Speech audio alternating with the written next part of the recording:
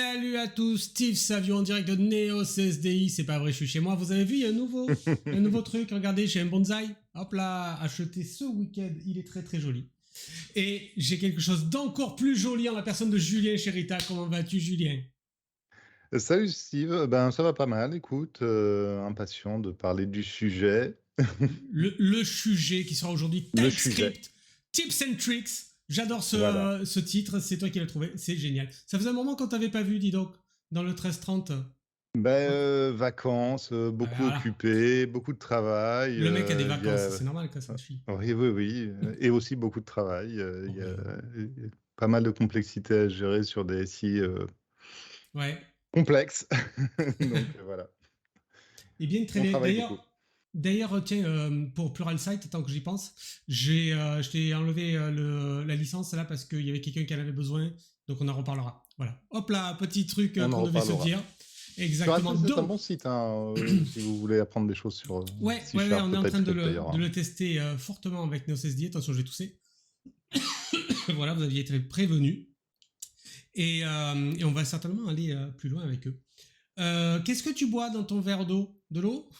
De l'eau Bien joué. claire et transparente et fraîche.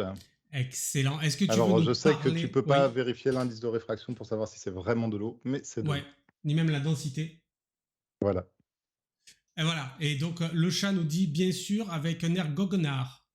Est-ce que tu as l'intention de nous parler de TypeScript, ami, aujourd'hui? Exactement. Bah, on va parler de TypeScript et on va parler très très rapidement de pourquoi TypeScript et après on va rentrer un peu plus dans les détails.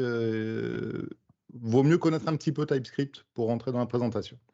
Ouais, moi Je préfère prévenir. j'ai vu un peu la démo, la répétition, j'ai vu tout ça, et ça va être sympa. Il va y avoir des secrets qui vont être révélés. Voilà, je préfère le dire.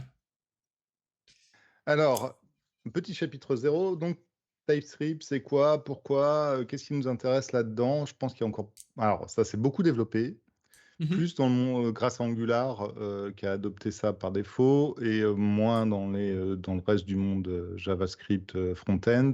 Mais ça commence à venir pas mal. Il y a pas mal de gens qui font du React, qui commencent à l'adopter, et même côté... exécution de serveur, il y a des choses qui se font côté TypeScript. Il y a par exemple Deno qui a été lancé, qui est une refonte un peu de Node qui est vraiment basée sur TypeScript. Donc c'est quelque chose d'assez intéressant à connaître si on n'a pas mis les mains dedans. Donc TypeScript, c'est quoi? Avant tout, TypeScript, c'est juste une surcouche à JavaScript. Éventuellement, si on a le temps pendant les démos, je vous montrerai que la plupart du temps, tout ce qu'on tape en TypeScript, ça n'apparaît pas du tout dans la partie JavaScript derrière, parce que TypeScript est compilé vers du JavaScript.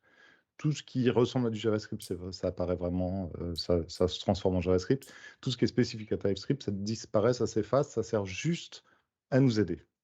Ça nous aide comment? Ça nous aide en évitant des erreurs, c'est-à-dire que vu qu'on a des types qui se surajoutent au JavaScript, ben, on va éviter tout ce qui est faute de frappe, essayer d'accéder à une méthode ou à une propriété d'un objet alors que c'est pas le bon objet et Hmm. on s'est trompé. Et bah, bien sûr, ça aide nos IDE à nous proposer les bonnes propriétés sur nos objets. Qu'est-ce qu'on peut utiliser, qu'est-ce qu'on ne peut pas utiliser, est-ce qu'il y a eu un risque d'erreur ou pas. Et du Donc, coup, tout ça, c'est au design time plutôt que à l'exécution. tout à fait, c'est au moment où tu codes que ça va t'apporter beaucoup d'aide. Au niveau de l'exécution, ça reste du JavaScript, Mhm. ça fonctionne sur n'importe quel moteur de JavaScript. Même Deno en interne, alors Deno, il fonctionne vraiment sur du TypeScript à la base, mais il exécute derrière sur un moteur JavaScript. Donc vraiment, c'est toujours transpilé en JavaScript pour l'exécution. Et TypeScript, il est là vraiment pour t'aider à faire moins d'erreurs, pour te guider, pour aider ton IDE. Donc ton IDE préféré, normalement VS Code, Bien joué. va te permettre d'avoir les bonnes aides quand tu vas développer.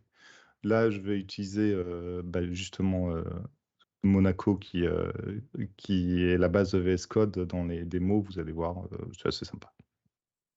Cool. Donc, en TypeScript, la première chose qu'on rencontre quand on s'y met, c'est Any. Parce que quand on ne précise pas quel type est un objet, ben, TypeScript va dire je ne connais pas, c'est du any.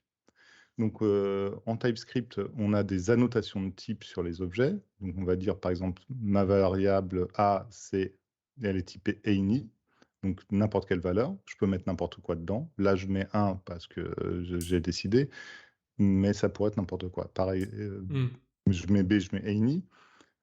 Ça va fonctionner. Je vais faire un console.log de la combinaison des deux. Ça va me faire un truc auquel je ne m'attends pas forcément. Quand, enfin, j'ai de la coercion de type, et du coup, quand il fait une addition, il va essayer de transformer ça en string, et ça va me faire un résultat bizarre. Pareil, si je fais si je tape la variable C comme any et que je mets nul dedans, bah, rien ne m'empêche d'utiliser C.length, par exemple, alors que ça n'existe pas sur l'objet nul. Donc, any, en fait, c'est un peu le truc par défaut, mais ça vous apporte rien, en fait. Voire même, ça vous handicape parce que ça vous laisse taper n'importe quoi, alors qu'à l'exécution, ça va planter. Donc, on a des solutions par rapport à ça. Attends, Alors, avant la démo, nous avons une question. Quel est le moteur JavaScript le plus utilisé actuellement? Le plus utilisé actuellement, alors ça dépend. En serveur, c'est clairement le moteur V8 qui a été développé par Chrome par Google pour Chrome.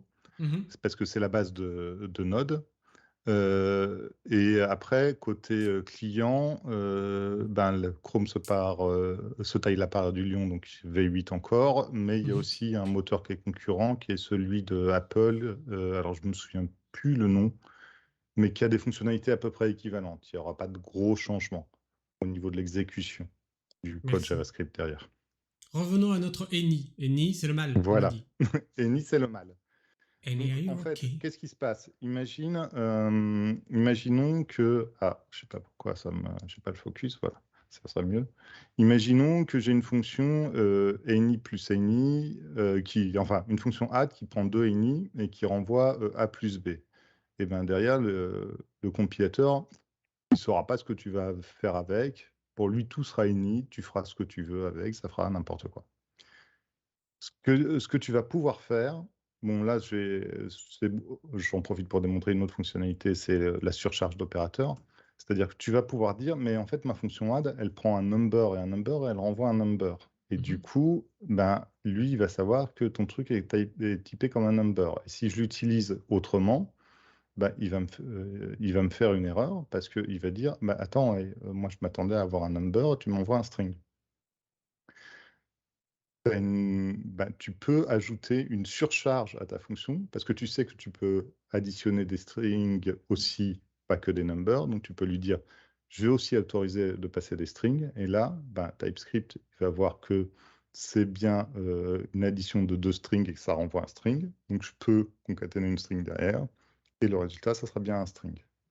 Est-ce que tu peux recommenter la première ligne là sur laquelle tu es, s'il te plaît? Laquelle? Celle-ci? La première, ouais, voilà. Alors, en fait, tu donnes des signatures. En gros, tu ajoutes des signatures. Et pour une fonction, tu es autorisé à dire j'ai une première signature, une deuxième signature, une troisième signature. Et c'est que l'implémentation derrière où tu vas dire vraiment comment ça fonctionne. Alors, tu peux ajouter des arguments optionnels, tu peux changer les types, tu peux faire des trucs comme ça. J'entends bien, mais est-ce qu'on peut faire ma petite requête, s'il vous plaît, sur DB, que tu remettes la première ligne en commentaire? C'est quelque chose. Ouais. Commenter, j'avais pas compris ce que tu voulais dire. Ah oui, commenter, tiens, ben vas-y, on va discuter pour voilà. ça. Non, c'est ça. Si Là, tu commentes je ne comprends pas pourquoi en bas ça ne marche pas alors que on a une surcharge qui est any qui pourrait prendre celle-ci. C'est pas une surcharge, c'est une implémentation. D'accord. Donc typiquement, si je commente les 2 premières lignes, tout va bien passer, mais par contre, il va considérer que ton retour, c'est toujours any, parce qu'il ne sait pas. Il ne sait pas ce que tu as manipulé. Donc, tu as un any plus quelque chose, ça va faire un any. Tu as un string plus quelque chose, ça va faire un any. En JavaScript, tu sais que quand tu fais des trucs comme ça va faire soit des strings, soit des entiers. Enfin, soit des numbers. Là, en TypeScript, non. il est le plus large possible. Dès que tu mets du ini, toute opération que tu vas faire dessus, ça va te renvoyer un ini parce qu'il ne sait pas de quoi tu parles, donc il est perdu. Ok. Donc tu perds toute aide. Là, les surcharges que tu définis, les signatures que tu définis, ça permet au compilateur de dire « Ah ben, j'accepte que ce soit D'accord. machin, machin. En gros, tu filtres. Voilà, Tu tu filtres. Dans filtres. ton ini, tu n'acceptes que number finalement. Voilà, tu dis les signatures qui sont acceptées, c'est ces deux-là, Hmm. et mon implémentation, c'est celle-là. Tu D'accord, ok. sépares l'implémentation de la signature. Pour ceux qui connaissent, ça peut rappeler un petit peu ce qu'on faisait dans du vieux C ou dans du C++ actuellement. C'est-à-dire que tu définis tes signatures séparément de ton implémentation. Et du coup, là, l'implémentation, ça a du sens qu'il y ait du any, justement, parce que tu as Oui, plusieurs parce que tu acceptes possibilités. plusieurs types. Hmm. Après, tu pourrais faire des tests à l'intérieur de ton implémentation pour faire des cas distingués. On va venir là-dessus un peu plus tard. Ok. Voilà. Très Donc, distingué. ouais. Passons là-dessus. Donc, Eni, c'est pas cool, c'est pas très utile. Je peux montrer, alors très rapidement, Faut que une tu reviennes sur les démo. slides, ami. Merci. Bah, je, Ah je non, pas switch merci. un peu entre les deux. D'accord, Voilà. d'accord. Je fais une démo où là, on va définir un objet config et on va dire, bah, je vais extraire de mon objet un type. Et donc, tu vas voir que si je définis bah, juste deux valeurs dans un objet, un comme un entier et l'autre comme une string, si j'extrais son type, je vais avoir un typage un peu fort qui va me permettre de savoir que dans ce type, tu as un champ qui qui est un number, un autre champ qui est un string. Attends, Et je derrière, profite du fait que tu respires pour répondre à la question. Tu peux pas mettre number ou string directement. Oui, tu peux mettre number ou string directement, mais là, du coup, a dû la surcharge. Tu vois. voilà. C'est. On va venir sur les unions un peu plus tard. Ok. Parce que c'est un truc intéressant. Si on a le temps, parce que c'est vrai que j'ai beaucoup de choses dans ma démo, donc Point on va grave. voir si on a Point le temps. grave, on fera une deuxième session. Voilà. Et donc, tu vois, plutôt que d'avoir any, là, j'ai un truc qui est fortement typé. Donc, quand je vais faire une fonction qui prend ce type-là, une config, ben, je vais pouvoir profiter de la complétion. Donc là, il sait que mon objet config, il a deux champs. Donc, si je vais aller chercher ça, il me dit, ah bah, mes deux champs, c'est line feed ou tab size. J'ai pas d'autre choix. Donc, Ouais. je peux dire, bah, là, je me suis trompé. Mais voilà. Il y avait Mon deux champ, choix, ton putain. tab size, voilà. Et donc, tu peux dire, je vais faire setup sur ma default config ou je vais faire setup sur ma default config en modifiant une telle valeur. Donc là, je vais profiter de l'exécution. Et là, je vais voir que dans mes logs, ben, le premier, j'ai bien ma config par défaut. Le tab size, c'est 4, la line feed, c'est machin. Dans le deuxième, j'ai surchargé le tab size. Donc, tab size, c'est 8. Et line feed, c'est /n. Et tout ça, j'ai une sécurité. Si je m'amuse à mettre, si je m'amuse à mettre autre chose ici, il va me dire ah mais ça je connais pas. Donc ça marche pas. Je peux pas le caster dans le type qui est attendu. Ok. Donc ça m'apporte beaucoup de sécurité et tout de suite je vois qu'il y a un problème. Je vois que j'ai Ça. fait une faute de frappe. C'est pas comme alors, je vais lancer mon site, je vais Voilà, faire tous les tests fonctionnels qui me permettent d'arriver dans le cas où je dois tester. voilà. Typiquement, bah, tu t'es trompé sur la casse d'un Hmm. caractère, bah, là tu le vois tout de suite. C'est l'avantage de sortir de ce mode où on est un peu fainéant, on met tout en ini parce qu'on a l'habitude de faire du JavaScript et bah, c'est beaucoup plus simple. On en connaît Je des gens comme ça. Ils se reconnaîtront, Lionel Dimitrievitch. Bravo. Ah oui, je vois la référence.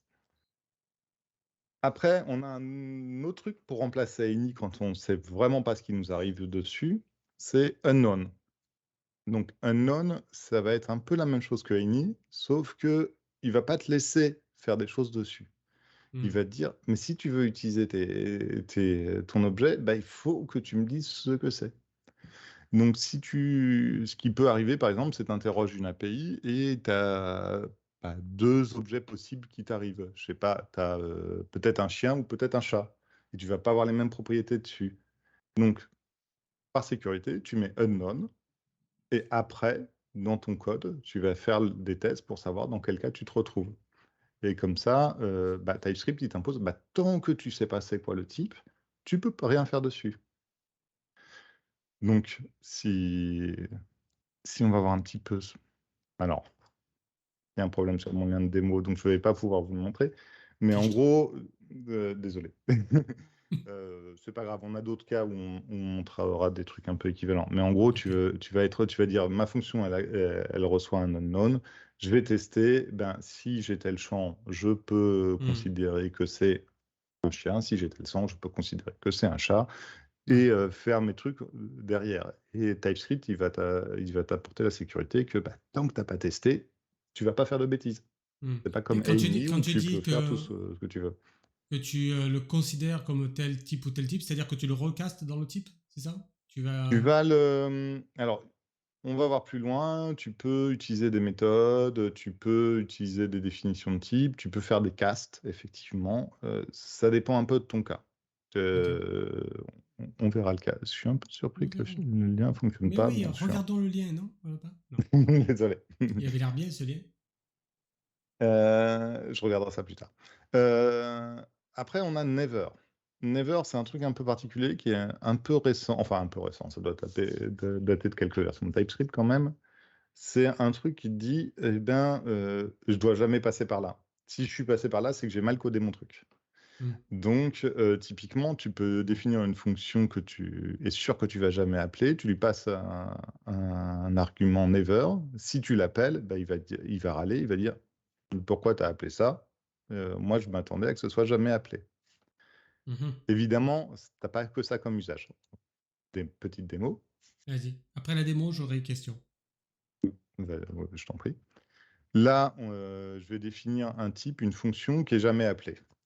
À quoi ça va me servir? Ça va me servir à dire, ben, si j'appelle ma fonction, c'est que j'ai une erreur. Donc là, Mhm. je vais dire, j'ai défini une énumération où j'ai différents types d'animaux, animaux familiers, hein, les Mhm. chats, les chiens, les araignées. Mhm. Je vais pas faire le renard, mais bon. Qui n'adore pas les araignées?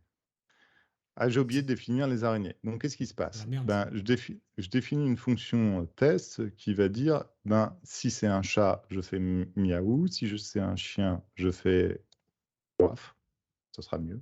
Ce mec n'a pas de Et, chien, apparemment. et sinon, j'appelle ma fonction avec le cas never. Hmm. Alors, je l'avais testé ce truc. Pourquoi là? Il a cassé. Ça ne fait pas... Ah oui, parce que ça passe, parce que je ne teste. Je n'ai que le cas cat et je n'ai que le cas dog. Eh oui, le Mais si cadoc. je rajoute spider, TypeScript va dire, attends, tu as testé le cas cat, tu as testé le cas dog, mais quid du cas spider? Et là, Hmm. il va dire, ah mais non. Et Et du coup, tu passes dans le si default, donc tu appelles le truc never, et là, il dit non. t'appelles le never et dit, ah ben non, je peux pas caster quelque chose en never. Hmm. Et donc ça ne marche pas. Autre cas d'usage, Ouais, c'est intéressant. tu as une boucle infinie typiquement. Euh, Si tu dis ma fonction, elle va renvoyer never. Donc elle va sortir que par une exception ou jamais. Mhm. Si tu fais ta boucle infinie et qu'il ne se passe rien dedans, bah, ok, c'est bon, il n'y a pas de problème, tu vas jamais sortir. Tu peux même tricher un petit peu, dire euh, for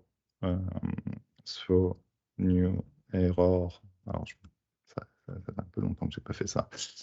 Voilà, new error, ça passe. Il n'y a pas de souci. Mhm. Par contre, si tu mets un break à l'intérieur de ton while, là, il va dire, ah ben non, ça marche pas. Tu peux pas, une fonction qui return never ne peut pas Ouais, ne tu peut peux pas pas. arriver à la fin. Hmm. Et donc là, pareil, ça te permet d'avoir une petite sécurité. On verra Ouais, peut-être un peu plus intéressant. tard Hmm. que ça peut être aussi utilisé dans des définitions de type générique avec des tests et tout, pour traiter les cas où tu n'es pas censé te retrouver et Ouais, où tu aurais fait c'est une intéressant. erreur. La question. Vas-y, Attention, je t'en prie. il y a deux questions, putain. Il y a plein de questions. Bouge pas. Donc, quand C'est on fait cool. appel à une API, est-ce qu'on fait une interface côté client pour cast le type dessus et l'utiliser? Vous avez 4 heures. Alors, moi, en tout cas, c'est pas une classe, parce que moi, j'ai eu l'écueil à l'époque d'utiliser des classes et ça ne marche pas. Interface ou type, c'est fonctionnellement à peu près équivalent dans les versions modernes de TypeScript. interface, c'est un peu plus pratique pour faire des héritages d'interface, alors que les types, c'est plus fait pour faire de la composition, des unions, des choses comme ça. Mhm. Donc, ça va être plus utile pour ça. Moi, l'interface, le seul cas par rapport à un type, je dis type, mais en fait, c'est un alias de type, hein, techniquement, TypeScript. Euh, L'interface, ce qui est cool, c'est que tu vas pouvoir définir un petit bout dans un fichier, un autre petit bout dans un autre fichier, et TypeScript va faire une fusion de ces définitions-là, ce que tu ne pourras pas faire avec les types. Les types, c'est un peu plus strict, c'est un peu plus, je suis dans un langage fonctionnel, je veux gérer mes trucs proprement. Après, le type, ça marche mieux avec les... Enfin, ça correspond plus à la notion de manipulation de fonctions, de langage fonctionnel, de choses comme ça. Les interfaces, ça correspond plus à la notion d'objets, de classes, etc. Donc, si tu utilises des objets qui viennent d'une API externe, utiliser des interfaces ou des types, ça ne va pas changer fondamentalement la donne. Si tu utilises des objets que tu as créés toi avec des classes, etc., ça peut être intéressant d'utiliser des interfaces. Si tu manipules des données brutes, c'est plus intéressant d'utiliser des types. Effectivement, tu vas caster derrière ce que tu reçois en fonction de ton cas. Voilà. Ok, on a une remarque qui dit qu'il y a des objets qui permettent de générer les interfaces TypeScript à partir de Swagger, par exemple. Tout à fait, mais alors là, on sort un petit peu du cadre du pur Certes, TypeScript que j'essayais de traiter. Non, mais tout une à fait. remarque. C'est- Et donc là, J'aborde pas trop les définitions de type, les choses comme ça qui sont très utiles au quotidien quand tu veux utiliser des librairies externes, des choses comme ça, ou les générateurs de code. C'est un autre domaine. Là, je me concentre vraiment sur le cœur du langage. et donc l'autre question, c'est, on revient sur le Never, pourquoi utiliser Never et pas Throw, par exemple? Alors, il n'y a pas, on n'est pas comme en Java où tu as t'as la notion de bah, ça va trop, tel type d'erreur et tout et tout.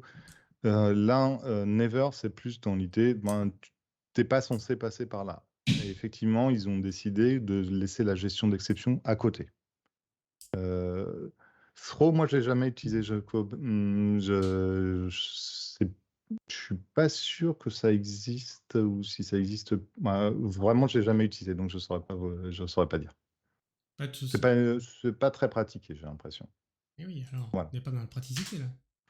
Ok, Je pas de reviens un petit peu à la problème. base. Tu peux revenir sur ta petite démo. Je sais plus s'il était terminé ou si on revenait sur les slides. Non, on avait On peut fini la revenir démo. sur le slide. Bien joué. Voilà. On va passer un petit peu sur. On évoquait les unions tout à l'heure. Et On avait une regardez, c'est question rigolo, là-dessus. l'épisode 4 avec la force. Tu l'as fait exprès? Ah bon? Voilà. Putain, il est trop fort. Il est trop fort. C'est le meilleur intervenant de tous les temps. Euh, alors, je sais, je parle des unions, mais on va commencer par les intersections parce que c'est un truc qui est plus naturel. Après les unions, on va venir dessus. L'intersection, c'est quelque chose ben, qui recoupe un petit peu les héritages ou les extensions d'interface, etc., mais où tu es plus libre parce que tu manipules des types, donc tu les manipules comme tu veux. Tu n'es pas obligé de dire il y a une hiérarchie et tout et tout. Tu dis juste je les accumule ensemble. Donc l'intersection, c'est ça. C'est typiquement, je vais dire j'ai un animal. La définition d'un animal, c'est qu'il a un nom.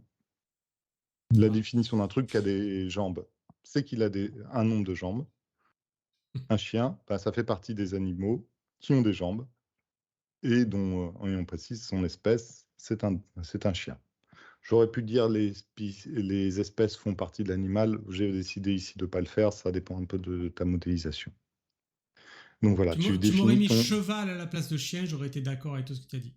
Parce que un chien, ça a des pattes, mais un cheval, ça a des jambes. Sachez-le, les amis. Ah, pas faux. Mais je pense que tu fais pas la différence en anglais. Mais bon. C'est possible. Donc ça, c'est l'intersection. L'autre pendant, c'est l'union. Donc l'union, donc l'intersection, c'est tu combines. Tu dis j'ai ça et ça et ça. Mhm. L'union, c'est le contraire. C'est tu dis j'ai ça ou ça ou ça. Donc typiquement, tu vas pouvoir dire c'est une liste, c'est une espèce d'énumération de valeurs possibles. Pour les chaînes, ils considèrent une chaîne constante ou un entier constant ou un nombre constant, c'est un type aussi au niveau de TypeScript. Donc tu peux très bien dire, ben, La vitesse de nage d'un animal, c'est soit rapide, soit lent, soit plus ou moins rapide. Tu peux très bien dire un événement de type click dans mon IHM, c'est soit un mouse event, soit un touch event. Tu peux très bien dire une valeur que j'ai tapée, c'est soit un number, soit un string. Et donc ça, en TypeScript, ça va te permettre de traiter des cas où tu vas avoir typiquement des fonctions qui acceptent différents arguments ou des types qui sont classifiés de différentes manières, et tu vas limiter les possibilités. Tu vas pas dire, par exemple, mon click-like event, c'est un UI event, qui est vraiment la classe parente de mouse event et de touch event. Tu vas dire, non, non, c'est soit un mouse event, soit un touch event. Pareil, typed value, tu pourrais dire, bah, soit j'ai tapé un number, soit j'ai tapé un string, soit j'ai undefined, soit c'est nul. Non, non, je sais que c'est un number ou un string. Et tout ça, ça va t'aider derrière dans ton code. Alors, petite démo. Alors attends, j'ai des questions qui arrivent là sur ce que tu viens de montrer. Je t'en prie. Pourquoi pas faire une enum dans ce cas-là, et ça évite les magic strings. Alors ça là, je l'avais pas. Ou Alors, les alors magic... dans un club de striptease peut-être, mais sinon. Je trouve ça plus efficace que les magic strings. Les enums, c'est plus contraignant. C'est-à-dire qu'une enum, c'est vraiment, tu mappes une valeur à un entier réciproquement. Les, les unions, c'est vraiment beaucoup plus libre. Tu peux dire c'est soit ça, soit ça, soit ça. Quand tu types un objet comme une enum, bah, il va avoir le type enum. Enfin, au niveau TypeScript. Quand tu vas le typer comme soit telle valeur, soit telle valeur, soit telle valeur, il va avoir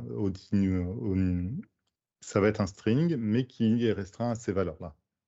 Donc c'est un peu plus souple et ça correspond un peu plus aux usages qu'on fait au niveau JavaScript. Donc, pour Revenons sur la démo. démontrer un petit peu ce que je disais, c'est que bah, tu peux définir un animal comme ayant un nombre de jambes ou de pattes, ou comme étant à la fois un animal et quelqu'un qui nage. Donc, s'il nage, il va avoir une vitesse de nage, etc., etc. Donc là, Donc, vous par voyez exemple, que Julien est dyslexique. Hein, voilà. ce Mais que c'est pas j'ai grave. tapé... Ah, Simver. Simware. Et ce qui est bien, c'est que je suis quasiment dans VS Code, donc je peux dire, ah ben non, je vais renommer, je vais corriger ma faute de frappe, et il va la corriger partout. Ouh, putain, là, tu m'as plu, là. Ça, Voilà, c'est bon. Ça, c'est bon. Ah, voilà. c'est pas Peut-être qu'il mal. avait fait exprès, ce rusé renard. Donc là, j'ai défini un animal qui est un type un peu basique, et je dis un chien ou un poisson, c'est des compositions d'un animal et d'autres propriétés. Et on voit que j'ai une propriété qui est species, qui est pas définie sur animal, mais qui est définie et sur dog et sur fish. Donc, je vais définir, par exemple, un premier pet qui va être un dog. Et alors, les types au niveau de TypeScript, les types sont très par correspondance, c'est-à-dire, ou dog typed. C'est-à-dire, tu peux dire, mon dog, je ne suis pas obligé de dire new dog, machin. Je dis juste, je lui affecte un objet qui a les bonnes propriétés. Donc, un dog, c'est un animal qui a des jambes, qui doit avoir un nombre de jambes de 4 et qui doit avoir comme espèce dog. Donc, à partir du moment où je mets tout ça, ça marche, je peux mettre dog. Si j'avais mis dog one, il m'aurait dit, ah ben non, tu peux pas mettre dog one dans le champ species d'un dog, parce que c'est pas la bonne valeur, c'est pas le bon type. Donc voilà, je peux dire, j'ai mon dog, j'ai mon goldfish, voilà, il s'appelle Bubbles, il nage doucement et c'est un poisson. Et je peux dire, bah, les types d'animaux que je connais, c'est des dogs ou des fish. Donc je vais faire une fonction qui s'appelle describe, qui va prendre un non-animal, et je vais tester, ben, si son species, vu que c'est un non-animal, il fait la correspondance. Dog, il y a un species, fish, il y a un species. Donc, quand je teste species, il va faire de l'inférence, j'en reparlerai un petit peu plus tard, et il va être capable de dire, ah bah, si c'est fish, c'est que je suis dans le cas où animal, c'est un fish. Donc là, si je survole, il me dit, ah ben, c'est un fish. Donc, il a un swim speed. D'accord. Et il n'a pas un leg count. Il a un name, un species, un swim speed, mais il n'a pas un leg count. Si j'avais mis animal, alors, précision. Donc là, il sait que c'est un fish. Donc l'autre cas, le else, vu que c'est soit un dog, soit un fish, bah, c'est forcément un dog, le else. Mais si j'avais mis animal, ça n'aurait pas marché parce que bah, déjà, il n'aurait pas su qu'il y a un species dessus et ça aurait pu être d'autres types. Donc, il aurait gueulé. Ouais, tu remontais plus haut pour le species, il a été implémenté plus bas dans la hiérarchie, c'est ça? Voilà, en gros. Il est implémenté juste sur ces deux types-là. J'aurais pu dire que j'ai un species au niveau d'animal, mais là, ça m'aurait plus embêté qu'autre chose parce que j'aurais dû dire que c'est un string et que du coup, il n'aurait pas pu fermer l'union des species. Il n'aurait pas pu dire c'est soit dog, soit machin. Parce que j'aurais pu redéfinir un nouvel animal qui avait encore autre chose.